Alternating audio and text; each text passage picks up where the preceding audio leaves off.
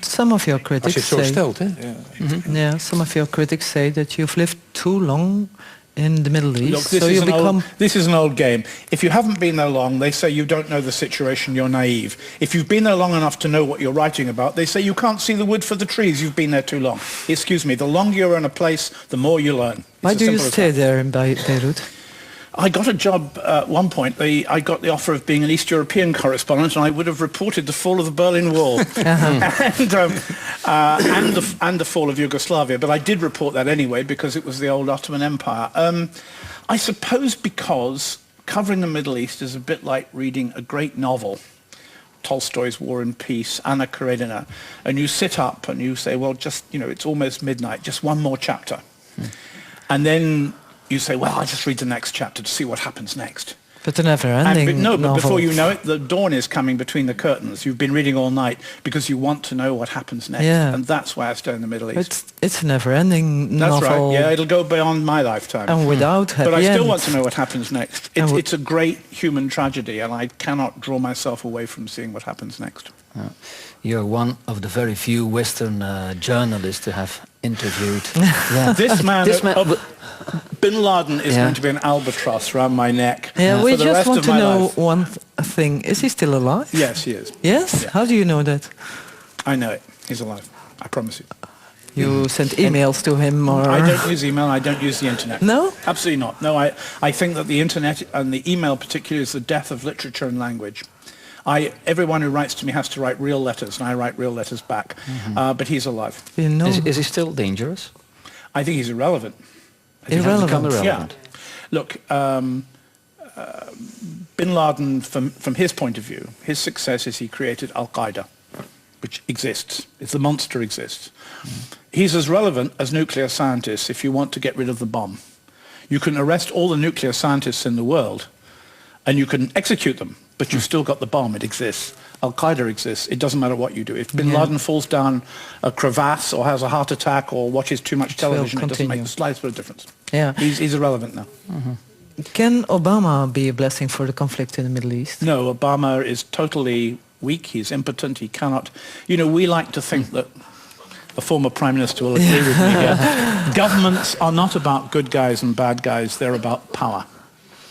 I was defending here Mr. McCain during the election campaign. Oh dear. Even worse. Look, governments are about power and the use of power, and you will agree with this. Yes. Right. It's not about good guys and being nice. I went to Cairo to watch Obama make his famous hand reaching out to the Muslim world. There were problems in that speech. He talked about the relocation of the Palestinians in 1948. I mean, like the relocation of the Bosnians in the Serbian war, and I don't think that I do. But Obama, he cannot change the way in which power works in Washington, and he's not going to be able to. And why he has lent his name to the Afghan war is beyond me, because it is going to be a disaster. The right wing in America say, we call it the graveyard of empires. It's a cliche. It is a cliche. What but should he it's true. do? It's true. Get out. Get out of Afghanistan. I've, you know, more and more, I've been 33 years in the Middle East now.